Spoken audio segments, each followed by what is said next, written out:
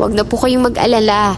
Okay lang po yun sa amin ni Kalex. Kasi dito na mismo kami matutulog sa hospital. Mas mabilis po kumilos kung may biglang emergency.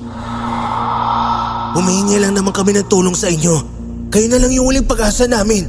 Pero mukhang balak nyo pa kaming tanggihan ngayong gabi. Hindi na kayo makakaalis sa lugar na ito, Doktora Patricia. Doc Kalex, tapos na ang pagpapanggap namin mabait sa inyo.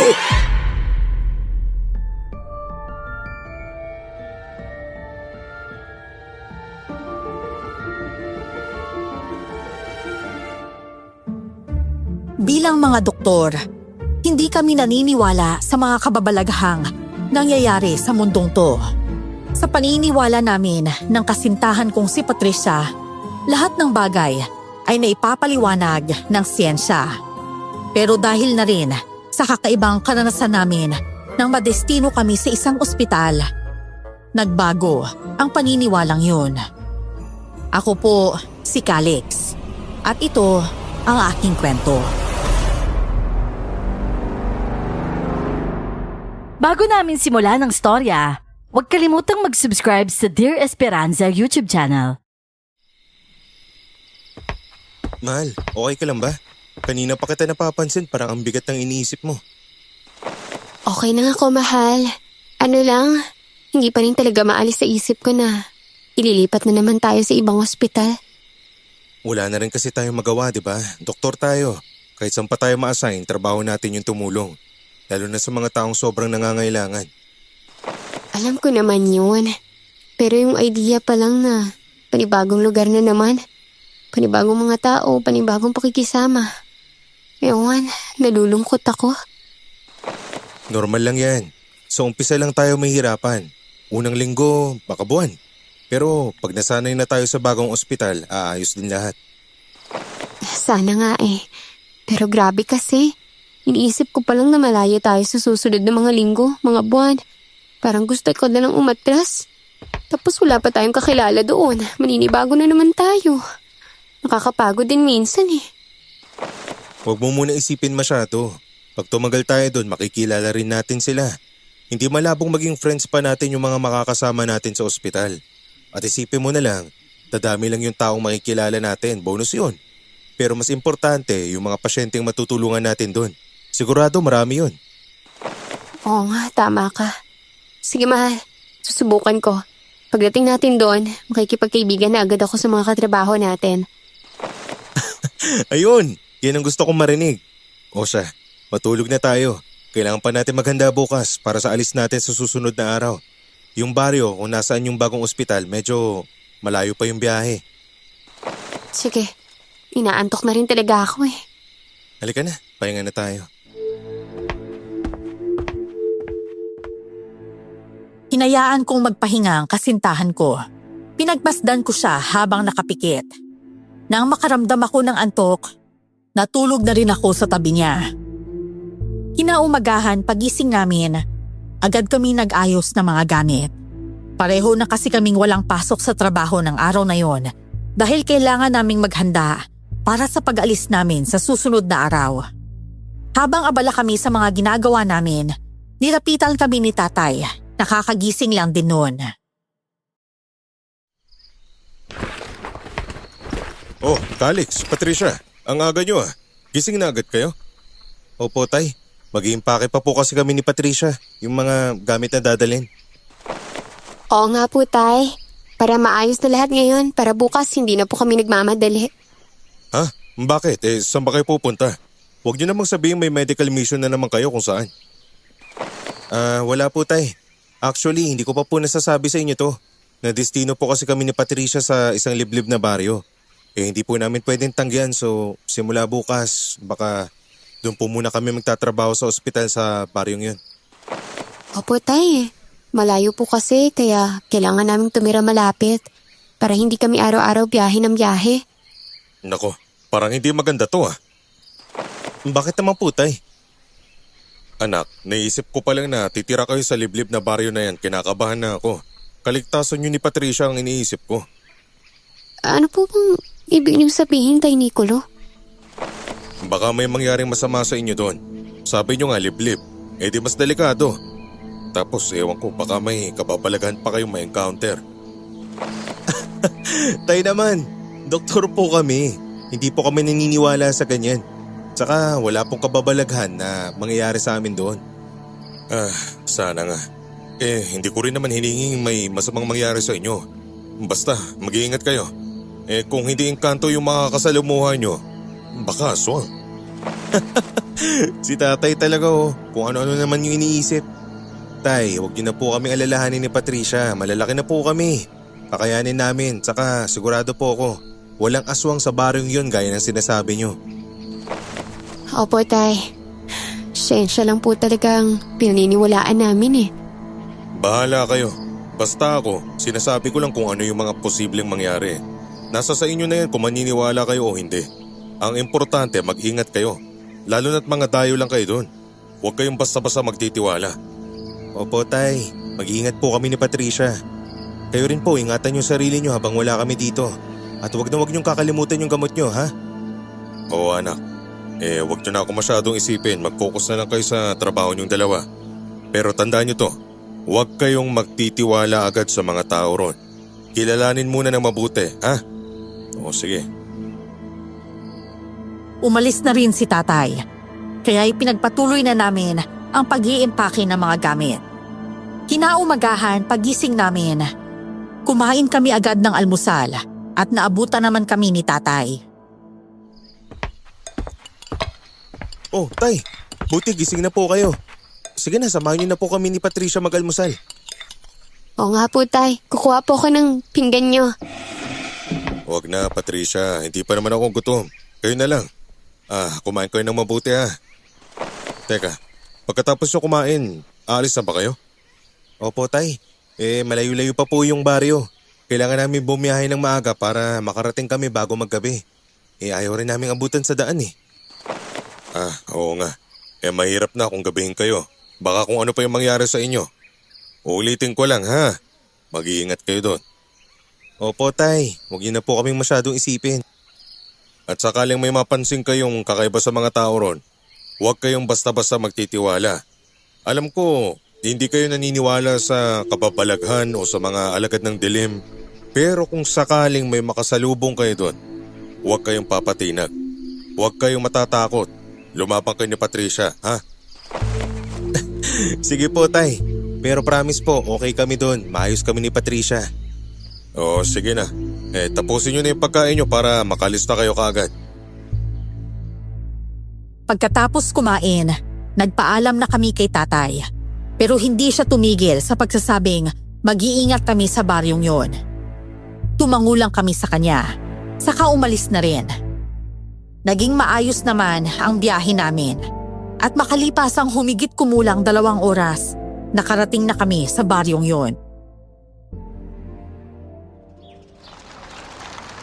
Teka, wala naman ako nakikitang ospital dito sa baryo ah. Oo nga eh. Pero sabi sa akin, kailangan daw natin maglakad papunta sa gubat. Ha? Sa gubat? Ano namang gagawin natin dun, Calix?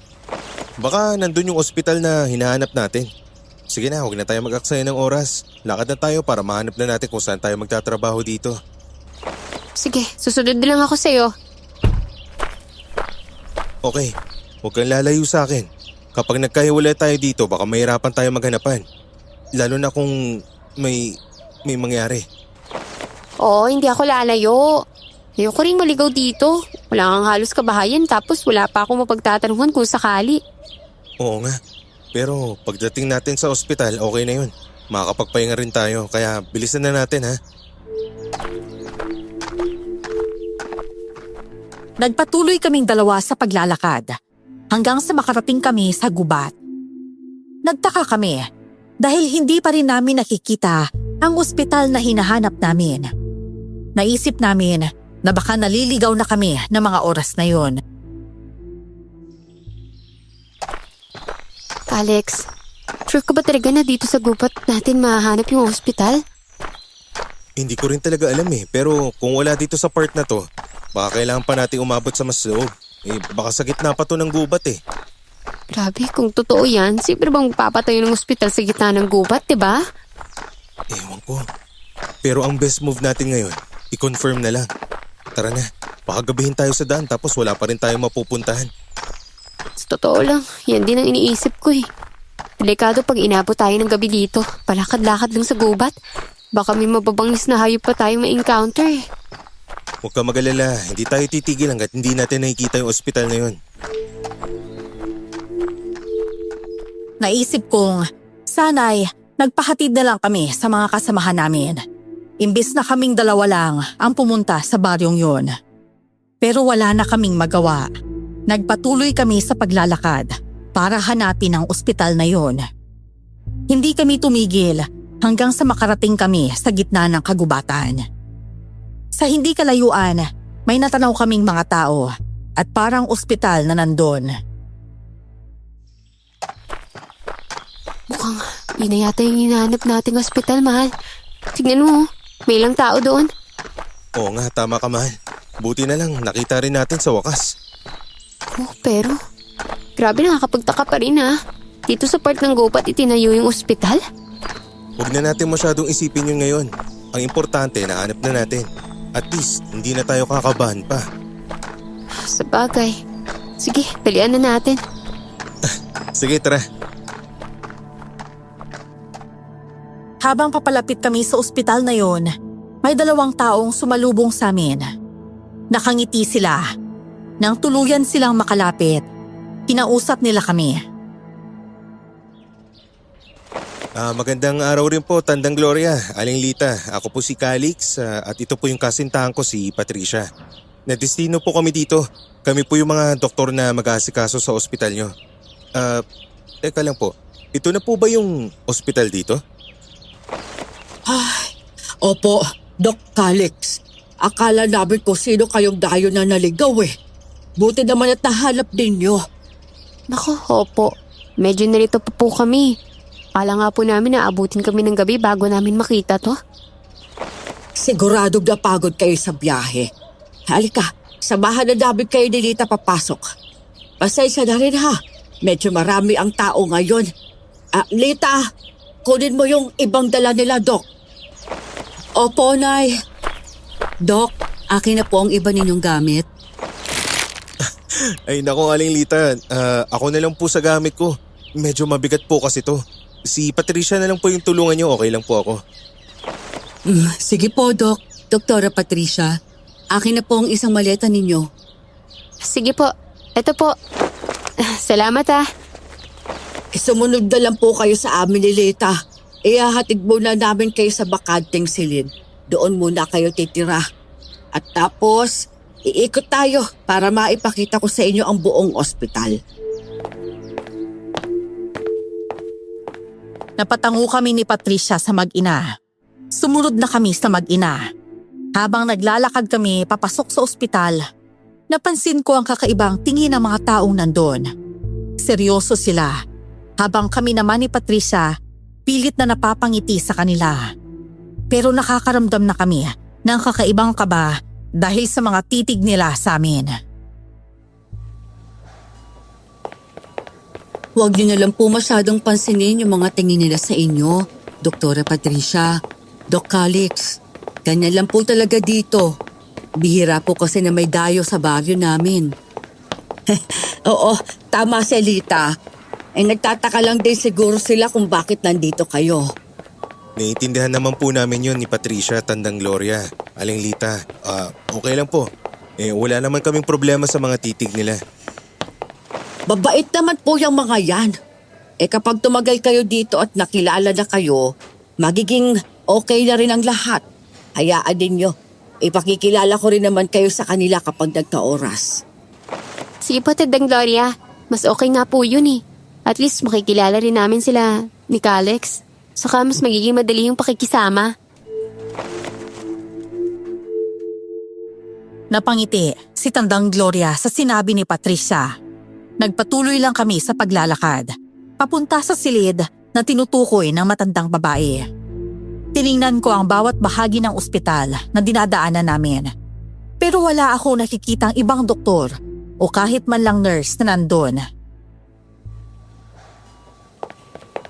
Tandang Gloria, kanina pa tayo naglalakad dito pero Wala pa po akong nakakasalubong na ibang doctor or nurses.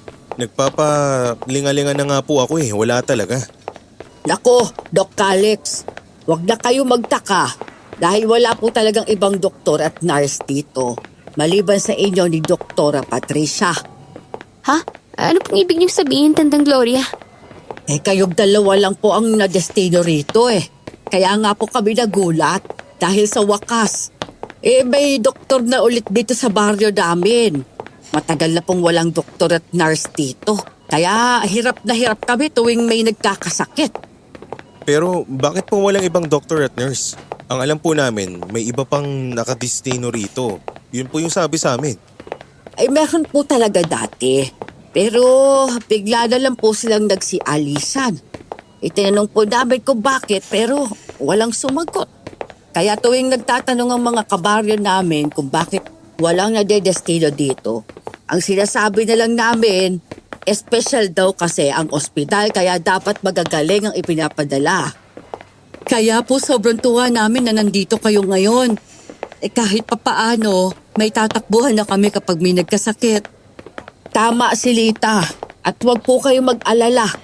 Katuwang nyo kami rito sa ospital.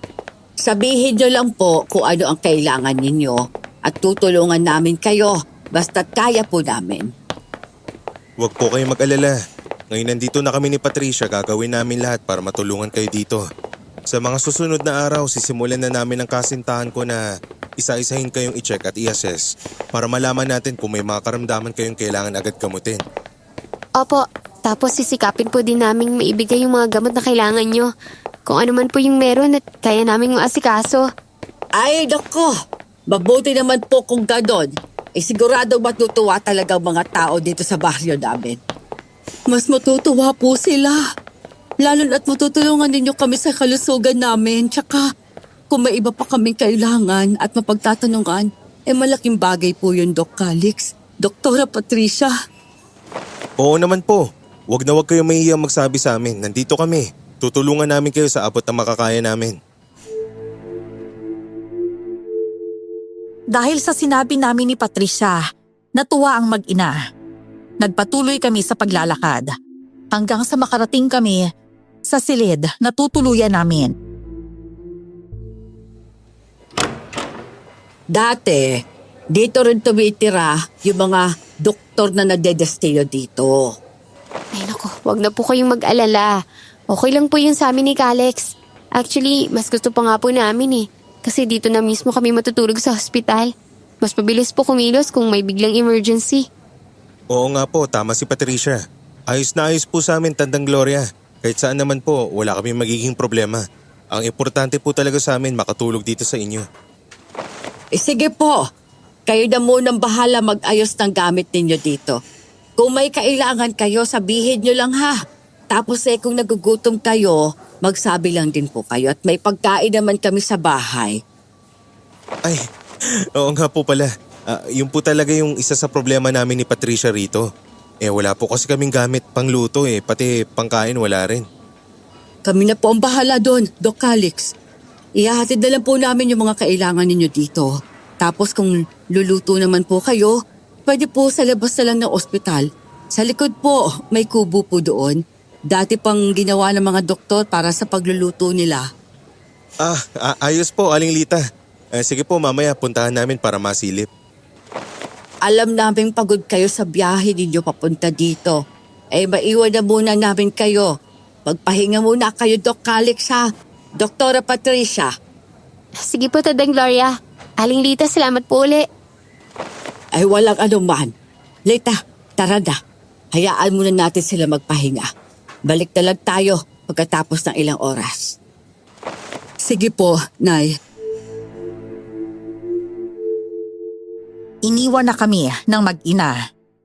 Pagbukas namin ng pinto, kahit papano'y natuwa kami. Hindi na namin kailangang maglinis pa dahil malinis na ang silid.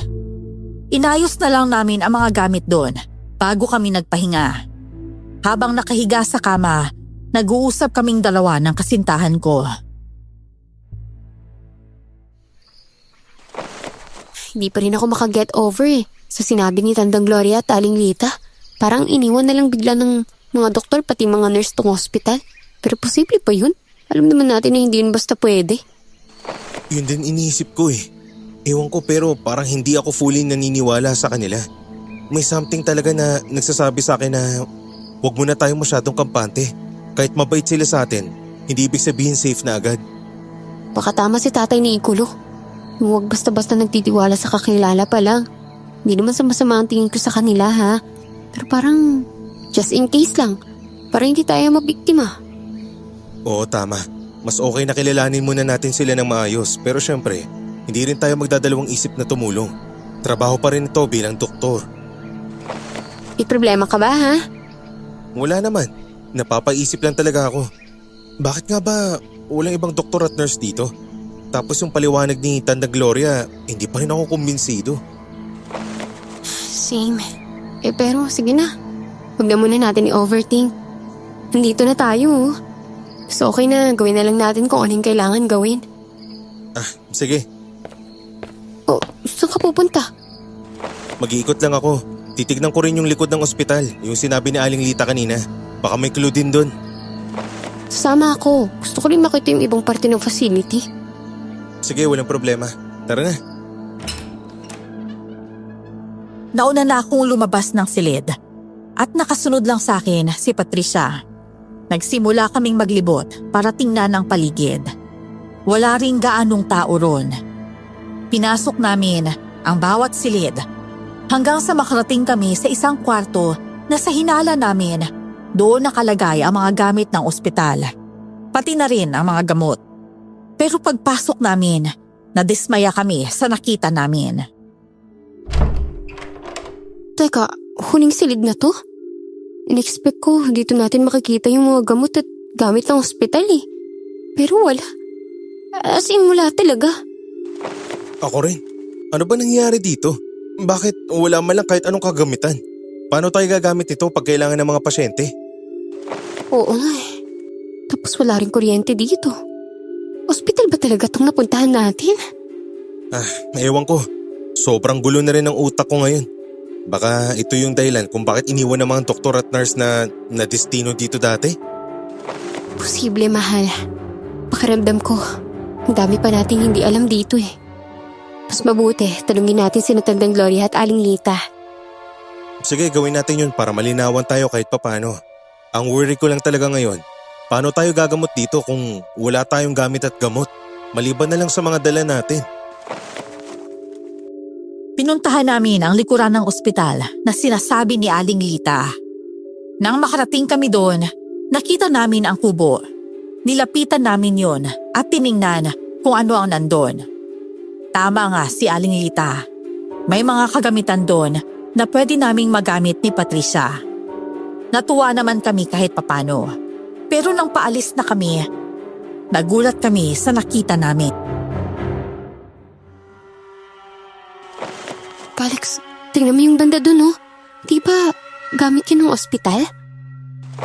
Oo, Patricia. Mukhang tinapon nila dito. Pero bakit? Sayang ah. Parang marami pang pwedeng gamitin. Baka sira na kaya tinapon.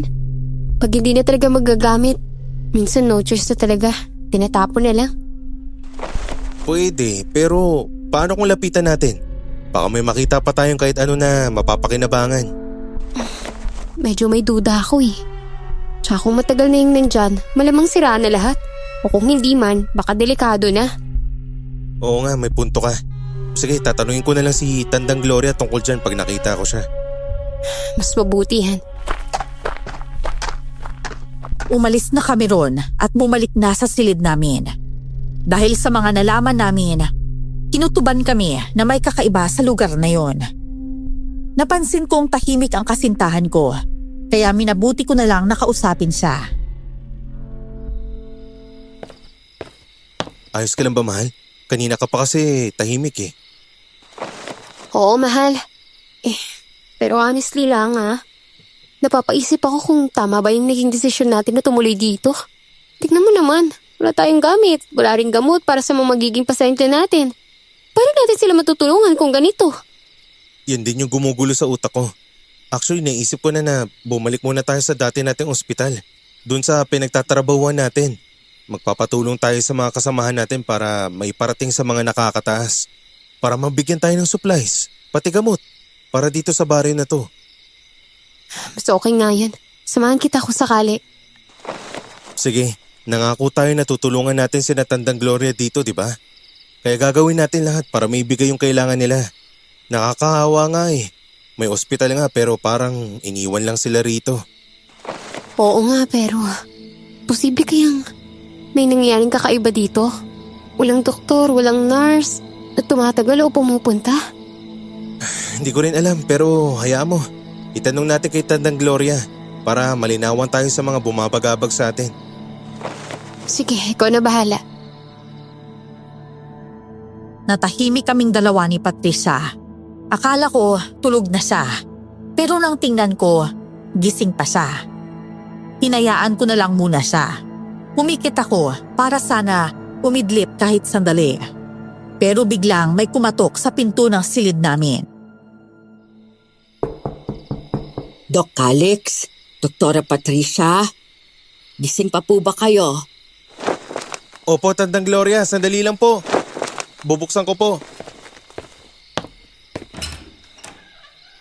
May dala po kami para sa inyo. Mga gamit, tsaka pagkain na rin po para sa hapunan ninyo. Nako, maraming salamat po, Tandang Gloria. Hayaan niyo po, kapag nakabili na kami sa bayan, babawi rin po kami. Bibigyan din po namin kayo. Ay, hindi na po kailangan, Doc. Isa nga po pala. Pwede niyo po kaming utusan, ha? Kami na lang po ang bibili para sa inyo. Isang beses, isang linggo kasi, pumupunta kami ni Lita sa bayan para mamalengke. Ayos lang po ba talaga sa inyo, Tandang Gloria? Ay, oo naman po, Doktora. Kasama ko naman po si Lita. May katuwang ako. Kaso may pupuntahan din po kasi kaming mahalaga sa mga susunod na araw. Baka isabay na rin po namin ni Patricia sa lakad namin. Oo nga pala, may pag-usapan tayo kanina. May kailangan tayong asikasuhin. Saan po ba kayo pupunta, Doc Alex? Kayong dalawa ni Doktora Patricia? Babalik po muna kami sa dati naming ospital. Doon po sa pinagtatrabahuan namin noon. May asikasuhin lang po kami importante. Gusto po kasi namin magkagamit dito na pang-ospital.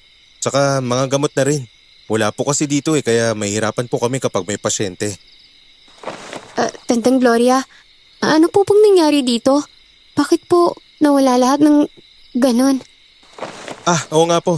Tsaka nakita rin po namin sa likod ng ospital. Nakatambak yung mga dating gamit. Sira na po ba lahat yon? Opo, Doc Alex. Sinira po yon.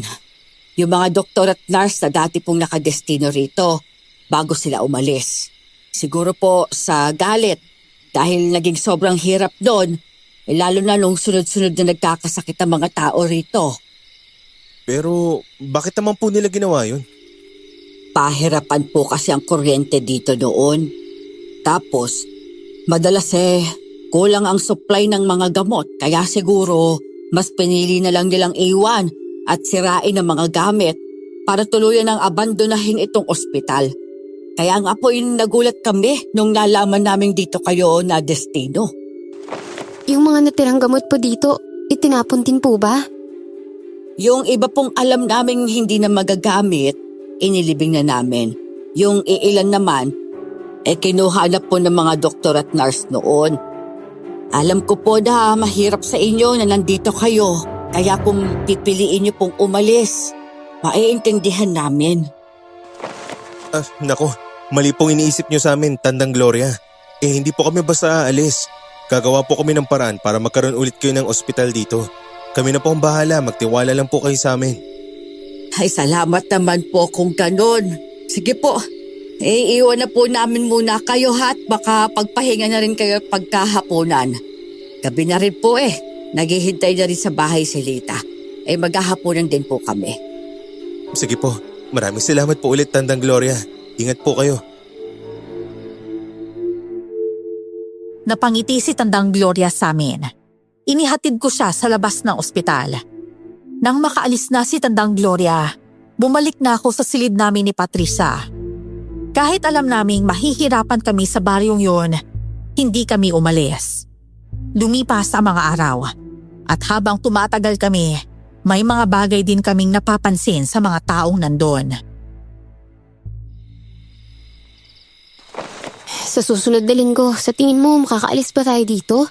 Para makabalik na sana sa dati nating ospital? Sana nga. Ilang beses na rin nauudot yung lakad natin eh. Gusto ko na talagang masikaso to agad habang maaga pa. Oo, wala pa naman tayo nagiging pasyente kasi halos malulusog sila dito. Pero ayoko maging kampante eh. May mga napapansin kasi ako sa mga ilang tao. Parang may sakit yung iba. Pero hindi natin matukoy kung ano. Kasi wala tayong gamit para masuri sila ng maayos. Ang ibig mo sabihin, yung minsan nalilisik yung mata tapos naglalaway? Oo, pero hindi normal yun. Kaya honestly, nababahala ako. Akala ko, ako lang yung nakakapansin. Ikaw rin pala. Ilang beses ko nang nakikita yun eh. Dito sa baryo mismo. Binaliwala ko lang dati. Iniisip ko baka nagkataon lang. Malakas ang kutob ko. May kakaiba talaga. Baka mamaya, mas malala na pala yung kalagayan nila tapos wala tayong magawa. Paano kung bigla na lang lumala? Wala tayong pangsalo. Sige, matyaga na lang muna natin sila. Tapos subukan natin ulit next week. Dapat matuloy na tayo. Kukuhanin na rin natin yung iba nating gamit sa bahay. Kahit pansamantala para meron tayong magamit dito. Sige, sana matuloy na talaga. Huwag ka mag-alala. Aayon din yan sa atin. Kailangan lang talaga ng tiyaga. Nang mga sumunod na araw, inobserbahan namin ang mga tao roon. Sinasabi rin namin kay Tandang Gloria ang mga napapansin namin. Pero ayon sa kanya, normal lang daw yun sa mga taga-baryo.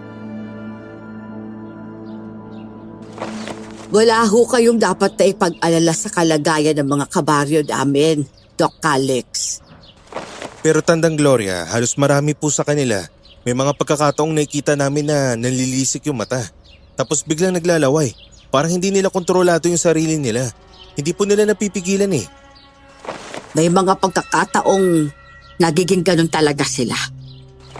Ay, wag na po ninyo silang alalahanin.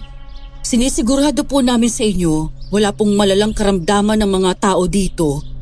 Tama po si Lita. Kinakausap ko rin naman po sila tungkol sa kalusugan nila. Kapag may nagrereklamo na may nararamdaman, pinapupunta ko po kaagad sa inyo ni Doktora Patricia. Sige po, Tandang Gloria. Ang sa amin lang, kung kailangan nyo ng tulong, huwag po kayo magdalawang isip. Kahit papano, kilala na rin po namin kayo. Kaya sana, huwag na kayo mahiyang lumapit. Opo, alam po namin yon, Doc Calix. Hayaan po ninyo at ako na po bahala ko mausap sa kanila. Kapag may iniinda sila, papapuntahin ko po talaga sa inyo ni Doktora Patricia. Hinayaan na lang namin ang mga taga-baryo. Dahil ayon sa kanila, maayos naman sila at walang iniindang sakit. Hanggang sa isang gabi, handa na sana kaming matulog ni Patricia. Pero nagulat kaming dalawa nang makarinig kami ng ingay sa labas ng ospital. May mga nagsisigawan, kaya nagtaka kami kung ano ang nangyayari.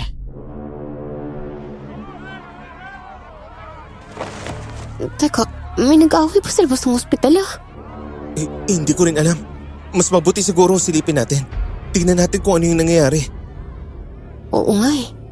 Parang may nagkakagulo. Ako, baka may humihingi ng tulong sa atin. Bisa natin, mahal. Sige, mahal. Baka tama ka. May nangangailangan nga ng tulong natin. Hindi na kami nag-aksaya ng oras at agad kaming lumabas ng ospital. Nang makalabas kami, nagulat kami sa dami ng tao roon.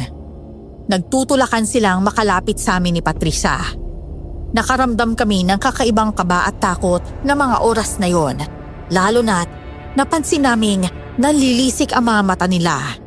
At ang iba, naglalaway pa. Teka, ano po bang nangyayari sa inyo? Bakit kayo nagkakaganyan? Nandito po kami para magpagamot sa inyo, Doktora.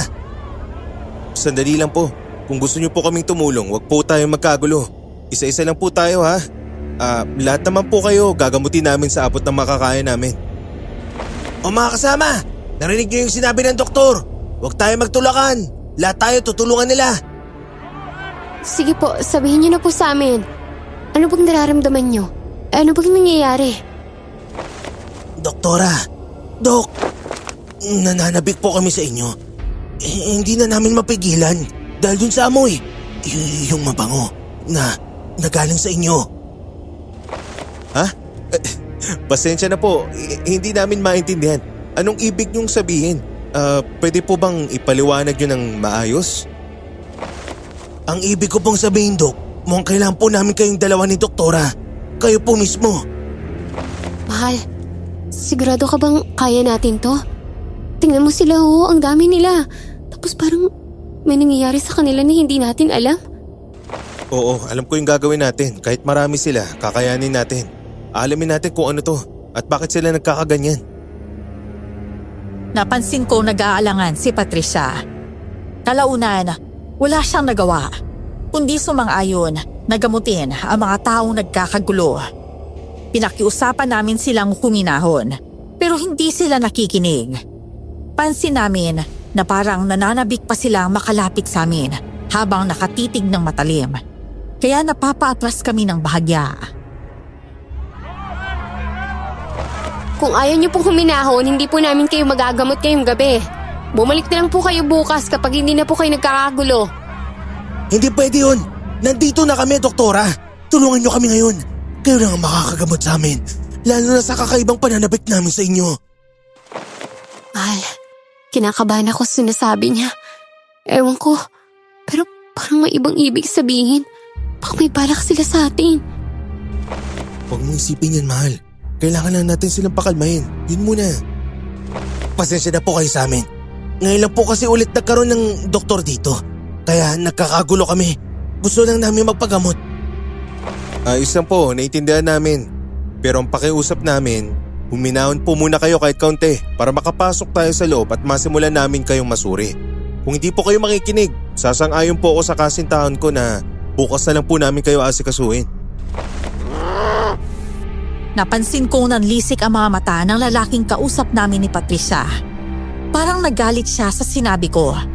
Nagkatinginan pa kami ng kasintahan ko at pareho kaming napalunok nang mapansin na matalim na nakatitig sa amin ang mga taong yun. Napagtanto namin halos lahat sila hindi namin kakilala at noong gabing yun lang namin sila unang nakita. Sige, mahal. Grabe, pinanindigan ako ng balahibo yun. Huwag kang kabahan, hindi naman siguro nila tayo sasaktan. Humihingi lang naman kami ng tulong sa inyo. Kayo na lang yung huling pag-asa namin. Pero mukhang balak nyo pa kami tanggihan ngayong gabi. Wala po kaming sinabing tatanggihan namin kayo. Ang sa amin lang po, kalmado lang sana tayong lahat. Hindi ba ganda yung kutob ko sa kanila? Tsaka napansin mo, di natin sila kilala. Parang hindi rin sila taga rito sa baryo. Oo, yun din yung napansin ko pero huwag ka mag-alala.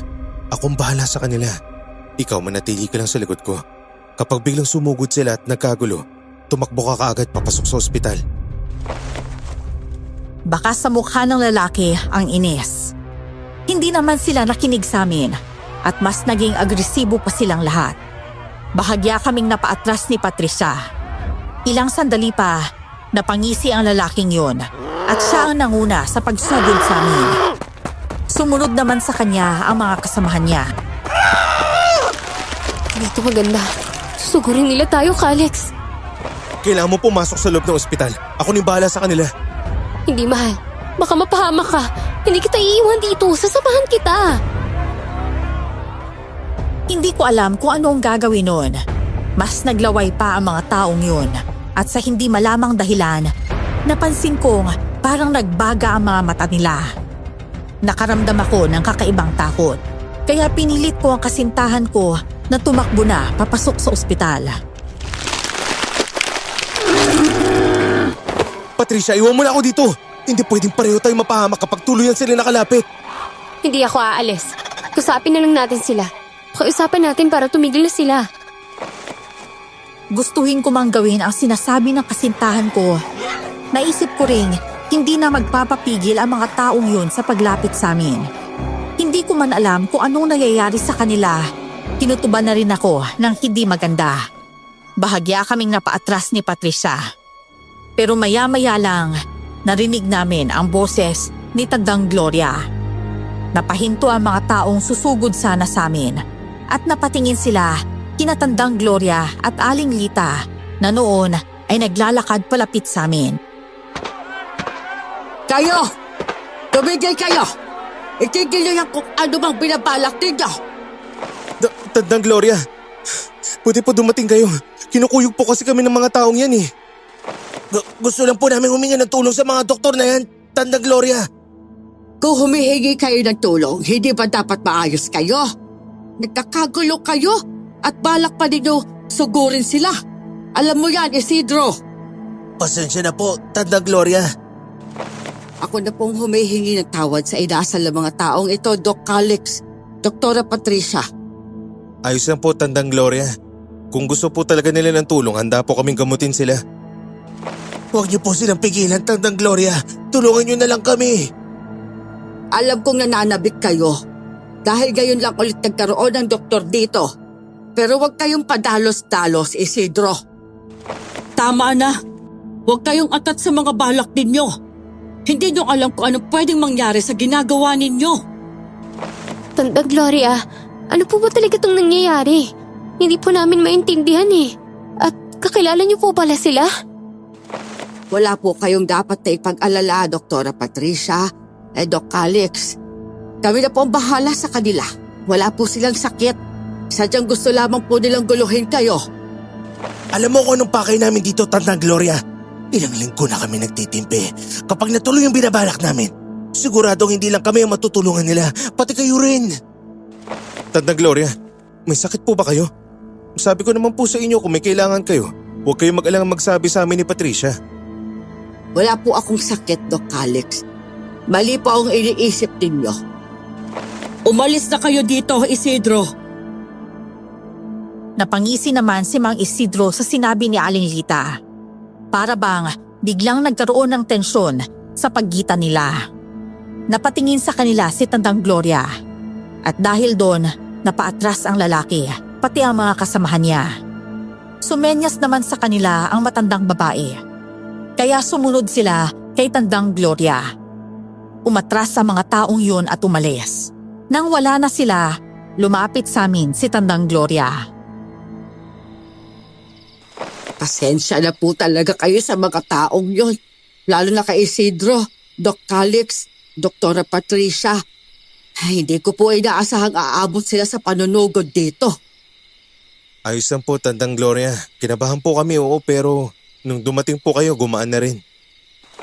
Ilang beses na pong pinagsabihan ni Nanay si Namang Isidro na huwag manggulo dito sa inyo. Pero hindi po nakinig. Hayaan niyo po. Kakausapin po namin sila para hindi na maulit ito. Sino po ba talaga sila, Tandang Gloria? Ngayon lang po namin sila nakita dito eh. At hindi niyo po sila naipakilala sa amin. Nasa kabila po kasi sila. Doon sa bandang sakop na halos ng kabilang baryo. Kaya hindi ko na rin sila ipinakilala. Hindi rin naman sila madalas mag-awi dito. Nagulat na lang din po kami. May narinig kaming sigawan kaya dali-dali kaming pumunta ni Nanay para tingnan kung anong nangyayari. Huwag niyo na po silang isipin. Masyado lang talaga silang nananabik na magpatingin sa inyo. Kaya hindi na nila naisip na baka matakot kayo sa asal nila. Akala ko nga po, may iba pa silang balak sa amin eh. Naku, wala po, Doktora. Takot lang po nila sa amin kapag may ginawa po silang masama sa inyo. Ganyan po minsan si Isidro. Lalo na kapag dayo, tinatakot talaga. Sige na po, huwag na nating pag-usapan sila. Mabuti pa Doc Calix, Doktora Patricia. Pumasok na po kayo at magpahinga. Huwag na po muna kayong lumabas. Baka kung ano pang mangyari sa inyo. Minsan po kasi may mga mababangis na hayop na gumagala dito. Ayoko pong mapahamak kayo. Sige po, Tandang Gloria. Maraming salamat po. Uuwi na rin naman po kami mamaya. Sisiguraduhin lang naming maayos ang paligid ninyo bago kami bumalik sa bahay. Sige po, papasok na po kami. Ingat po kayo sa pag-uwi nyo. Tumangulang sa amin si Tandang Gloria. Kaya naglakad na kami papasok sa ospital. Tahimik lang kaming dalawa ng kasintahan ko hanggang sa makarating kami sa aming silid. Pilit kong kinakalma ang sarili ko, lalo na't ramdam ko pa rin ang kaba dahil sa mga nangyari.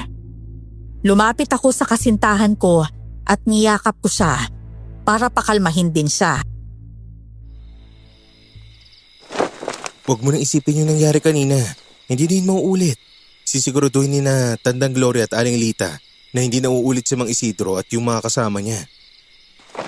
Ay, akala ko kung ano na mangyayari sa atin kanina. Nakakatakot sila.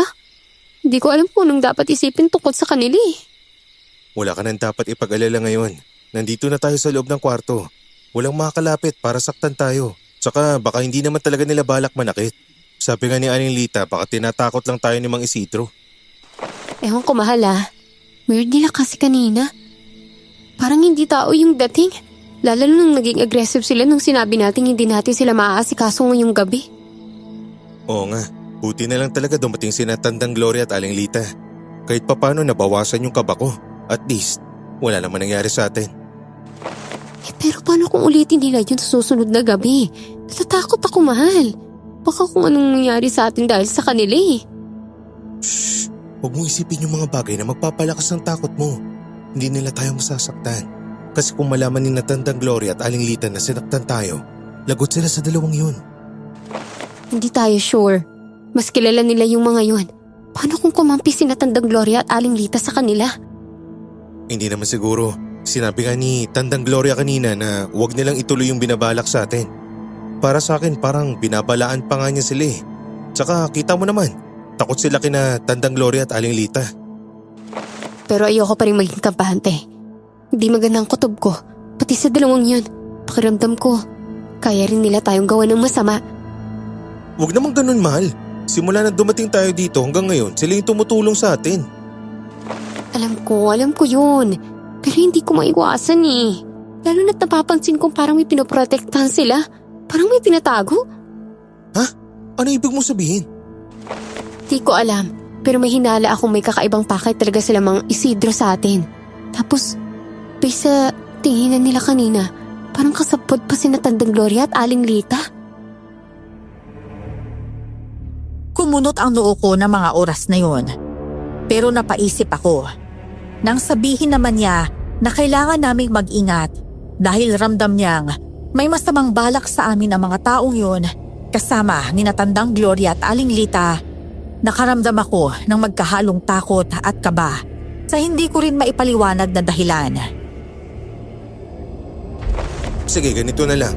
Mag-iingat tayo sa kanila at sa ibang tao dito sa baryo. Kung tama man yung kutob mo na may binabalak silang masama at magkakampi sila, kailangan nating alamin kung ano yun. Sana mulat sa pulpa lang. Hindi ko na binaliwala yung kakaiba kong kutob dito eh. Sa lugar na to, pati sa ibang tao. Paano kung tama si tatay na may mga nilalang dito na kampo ng kadiliman? Hindi ko maniwala pero ngayon, parang may bumubulong sa akin na baka totoo eh. Baka kailangan ko na talagang paniwalaan. Hindi ko alam kung ano ang sasabihin ko. Nasa ganong sitwasyon kaming dalawa nang sa hindi inaasahan, may narinig kaming ingay sa paligid. Nagkatinginan kaming dalawa ni Patricia dahil hindi kami pwedeng magkamali. Malakas na pag-angil ang narinig namin. Teka, ano yung ingay na yun? Ngayon lang ako nakarinig ng ganung pag-angil dito ah. Tuda ako na mabangis na hayop lang yan. Mas mabuti alamin na natin. Kinakabahan ako kasi baka mapahamak tayo dito. Sige, dumungaw muna tayo sa bintana. Doon natin makikita kung ano yung nasa labas. Lumapit kami sa bintana ng silid namin at sumilip mula roon. Nagulat kami nang makakita kami ng kakaibang nilalang na nakaabang sa harap ng ospital. Bahagya kaming nagtago ni Patricia nang mapatingin sila sa direksyon namin. Napansin namin ang nagbabaga nilang mga mata, kaya lalo kaming nabahala. Nagkatinginan kami dahil hindi namin alam kung ano ang gagawin namin. Baka may binabalak yun sa atin. Yung mga nilalang na yun, Alex. Kailangan natin makaalis dito. Tumakas tayo. Hindi ako papayag na may gawin silang masama sa atin. Sa ikakapahamak natin o mas malala, ikamatay nating dalawa. Huwag ka mag-isip ng ganyan, mahal. Hindi nila tayo basta mapapatay. At kung kailangan silang labanan, hindi ako magdadalawang isip. Susubukan ko rin lumaban kung sakali. Pero ano na bang gagawin natin ngayon, ha? Maghanap tayo ng pwedeng ipang depensa kahit ano. Tapos aalis tayo dito. Hahanap tayo ng pwedeng hingan ng tulong. Sige. Sana may mahingian tayong tulong dito bago pa tayo mapahamak sa mga yun. Magtiwala lang tayo. Kinalungkat namin ni Patricia ang mga gamit naming dalawa. Hindi kami tumigil sa paghahanap ng armas na pwede naming panlaban sa mga nilalang na yon. Ganun na lang ang gulat at tuwa ko nang makita namin ang dalawang patalim na nakabalot sa pulang tela. Nakalagay sa isang maleta na may mga damit ko. Naisip ko na si tatay ang naglagay nun. Kaya pala, alam na alam ni tatay na posibleng mapahamak tayo dito. Kaya pinadalhan niya tayo ng patalim. Hindi ko to agad nakita.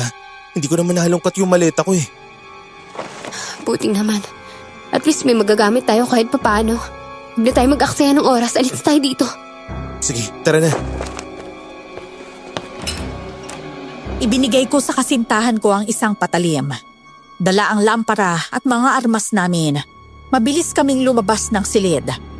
Dumiretso kami sa ibang direksyon, kung saan pwede rin kaming dumaan palabas ng ospital.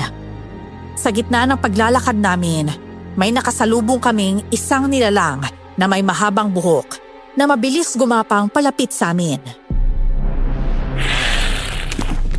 Dito maganda ka, Alex. Tatakihin tayo ng nilalang na yan. Hindi tayo dapat magpahuli. Tatakbo tayo palayo sa kanya. Halika, ngayon na! Nang magsimula akong tumakbo, pabalik sa pinanggalingan namin, sumunod agad sa akin ang kasintahan ko. Pinauna ko siya at ako naman ang nasa hulihan. Patuloy lang kami sa pagtakbo at ganun din ang nilalang. Tuloy-tuloy sa paghabol sa amin.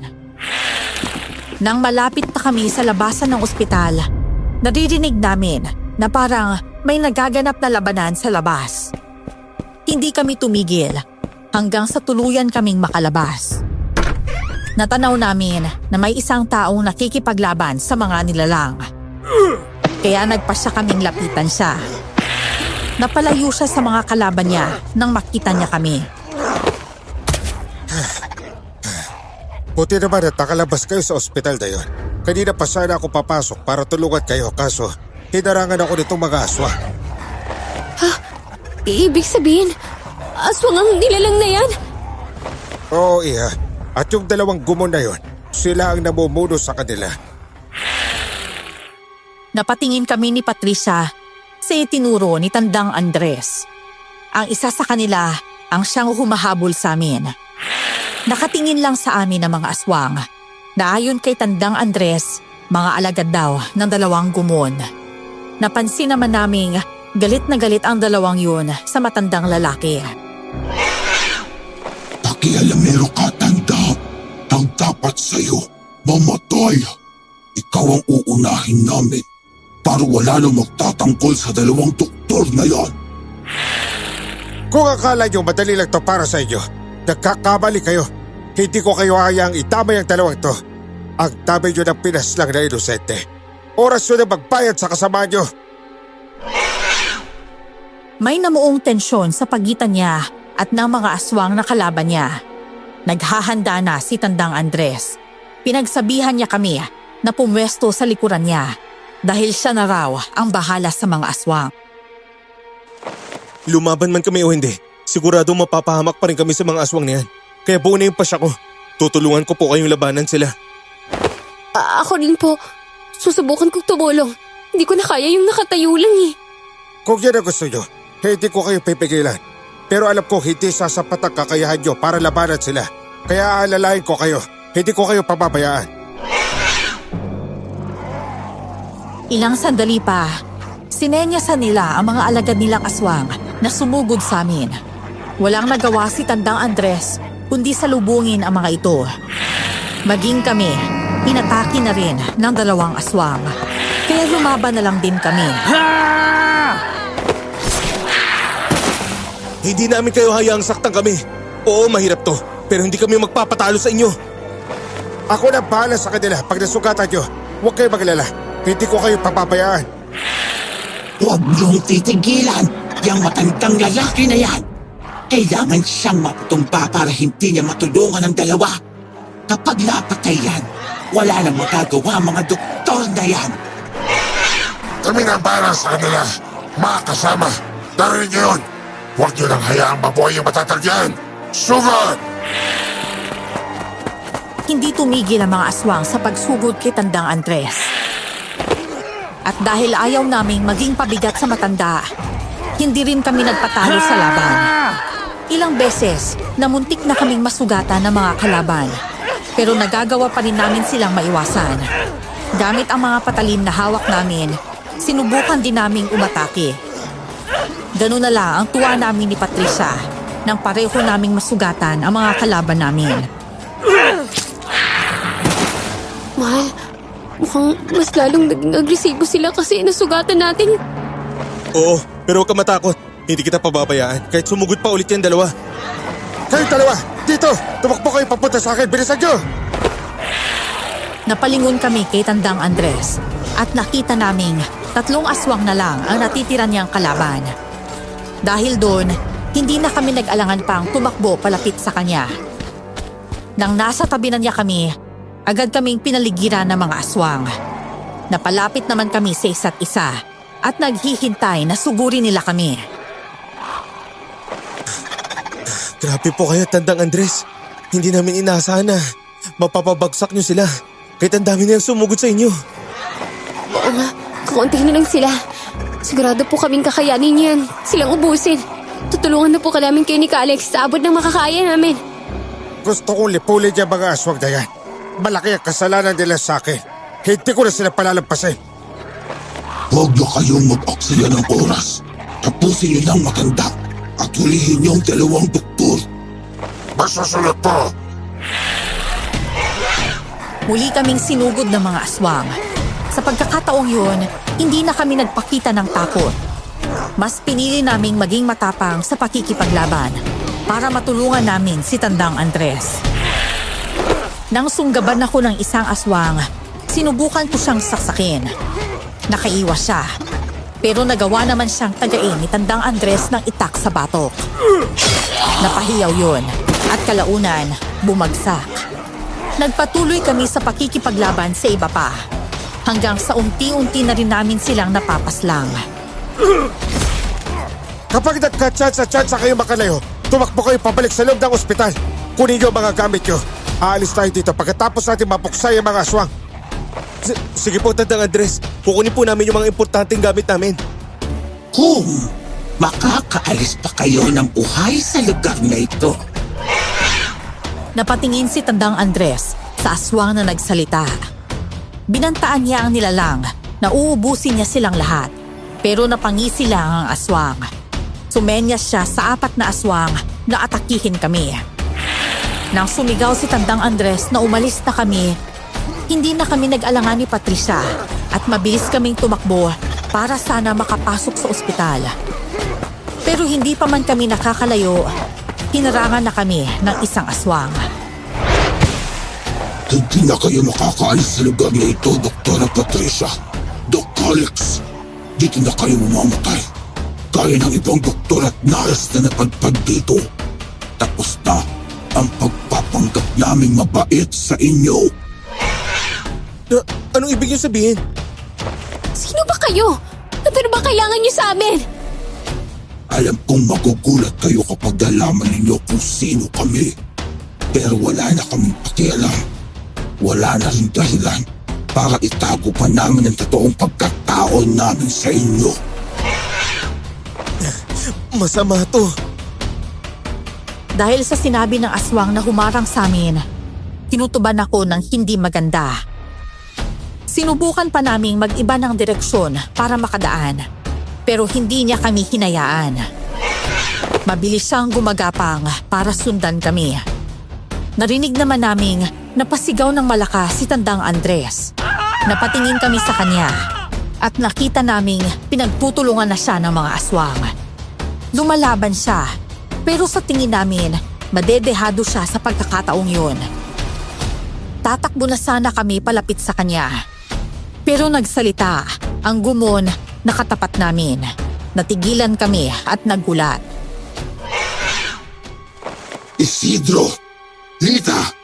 Paslangin ninyo ang matandang yan at isusunod na natin ang dalawang doktor.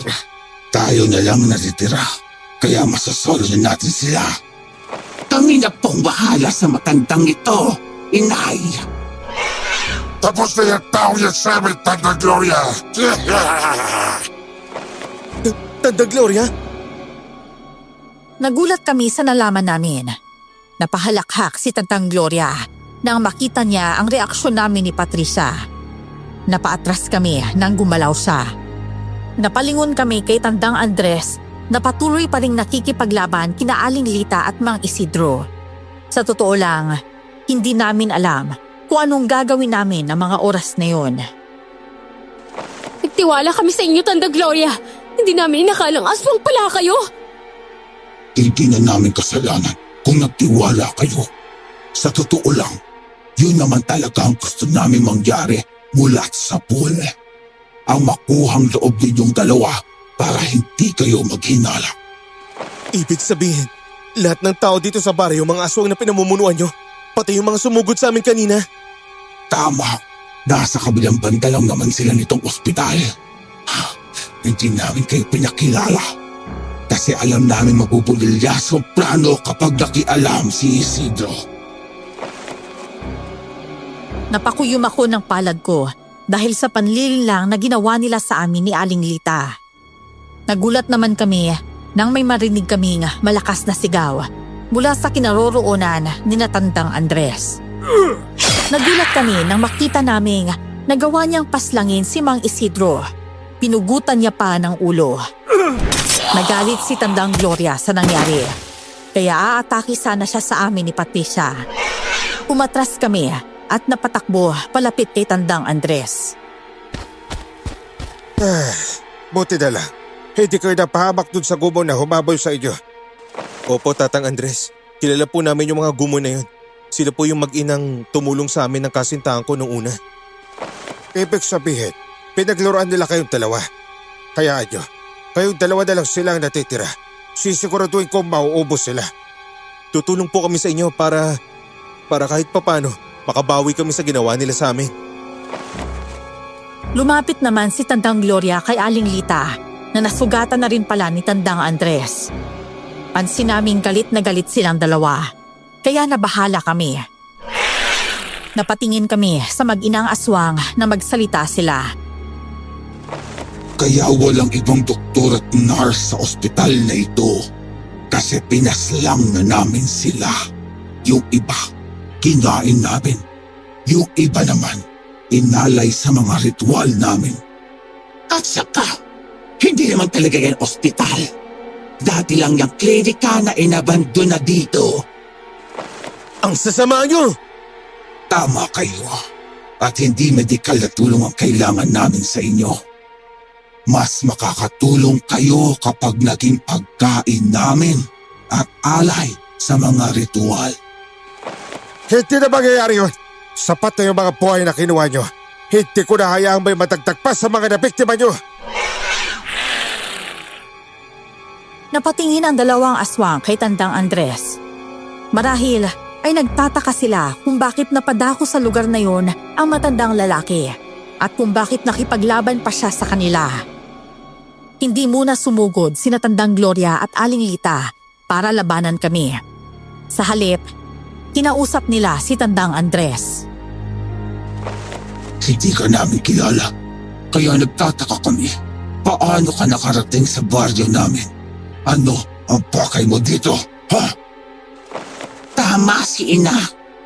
Ngayon lang namin ito nakita at hindi namin inasahan na may kakalaban sa amin na mauubos pa ang mga alagad namin. Hindi ko na sana sasabihin kung sino ako. Kasi sa totoo lang, hindi na mahalaga. Pero sige, mukhang sobrang interesado kayo kung bakit nandito ako at bakit ko kayo kinakalaban.